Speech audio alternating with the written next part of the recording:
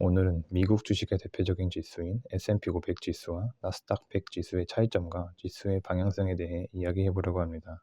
S&P 500 지수는 국제 신용평가 기관 중 한 곳인 스탠더드 앤 푸어스가 미국에 상장된 시가총액 상위 500개의 기업을 선정해 구상한 주가 지수로 미국의 다양한 NYSE 뉴욕 증권 거래소, 나스닥 거래소, 아멕스 아메리카 증권 거래소의 증권 거래소들 중에서 세 가지의 기준으로 기업을 선정합니다.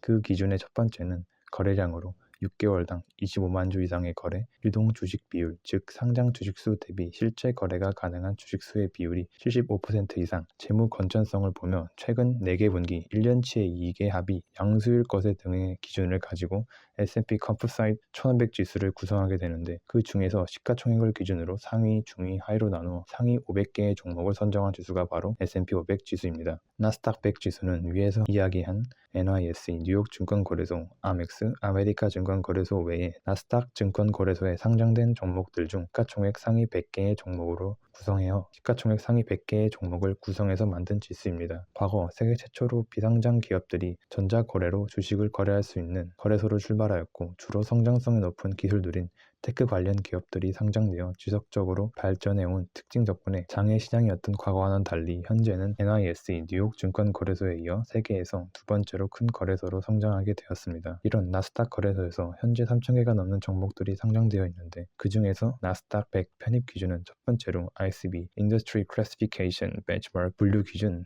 금융업종 제외, 두 번째로 3개월 평균 거래량 20만 주 이상 등의 기준으로 시가총액 상위 100개의 종목으로 구성됩니다. 이런 두 개의 유명한 지수의 차이점은 바로 나스닥 100 지수에서는 S&P 100 지수보다 상대적으로 성장성이 기대되는 테크 기업들 위주로 거래된다는 특징 때문에 S&P 500 지수와 달리 재무 건전성에 대한 기준이 없습니다. 그렇게 현재 강력한 주가 상승이 동반되고 있어도 미래의 가치에 따른 기대감으로 인한 상승 또는 주가를 올리는 수단이 상대적으로 리스크가 높은 행위를 통해 기업을 운영해 나가는 기업들이 나스닥 100 지수로 편입될 수 있습니다. 실제 이 편입 여건의 차이로 글로벌 전기차 기업 중 한 곳인 테슬라는 나스닥 100 지수에는 2013년 7월 15일에 편입되었으나 S&P 500 지수에는 실제로 강력한 성장성이 보장되어 실적을 내고 난 후인 2020년 12월 21일이 되어서야 편입될 수 있었습니다. 또한 각 지수의 섹터 비중에서는 크게 차이가 나는데, S&P 500 지수에서는 IT, 테크 분야가 29.5%로 제일 크지만 다른 금융, 헬스케어, 경기 소비재 등 다양한 분야들의 섹터가 70% 이상의 비율로 비중이 분포되어 있지만, 나스닥 100 지수에서는 IT, 테크 분야가 무려 절반의 비율을 차지하는 50.4%를 차지하고 있는 모습을 볼 수 있으므로 나스닥 100 지수가 상대적으로 미래의 가치와 테크 기술에 투자하는 것에 대해 짐작할 수 있습니다. S&P 500 지수와 나스닥 100 지수 모두 수십 년간 우상향하면서 패권 국가인 미국의 흐름과 인플레이션의 상승을 따라서 계속해서 상승해 나갔습니다. 하지만 이전에도 유명하던 기업이 분명히 있었고, 현재는 들어보지도 못한 기업들이 과거에 있었다는 사실을 우리는 알 수 있습니다. 그럼에도 지수가 꾸준히 상승을 해나갈 수 있었다는 점은 바로 꾸준히 유명함과 가치가 떨어진 기업들을 퇴출시키고 훨씬 성장 가능성이 높은 주식들로 채워나갔다는 점입니다. 이런 점들 때문에 경제 위기와 유동성 위기가 와서 주식시장이 크게 하락해도 수개월, 수년 뒤에 다시금 회복할 수 있다는 점이 바로 그런 것입니다. 바로 그런 점이 있기에 미국 주식인 S&P 500 ETF인 VOO나 SPY, 나스닥 100 ETF인 QQQ 등을 꾸준하게 매수하며 향후 자산을 안정적으로 불리기 위해 노력하는 것입니다. 이를 알고 꾸준한 자산의 상승과 가치를 파악하고 미국 주식에 투자하여 한 걸음씩 나아가며 30대, 40대의 경제적 자유를 이루기 위해 노력해 나가는 것입니다. 이런 미국 주식 비트코인에 대해 더 알고 싶고 관심 있으신 분들은 구독을 통해 향후 제가 계속해서 알려드리는 자산들의 정보에 대해 파악하고 정보를 가져가시길 바랍니다. 지금까지 영상을 시청해 주셔서 감사합니다.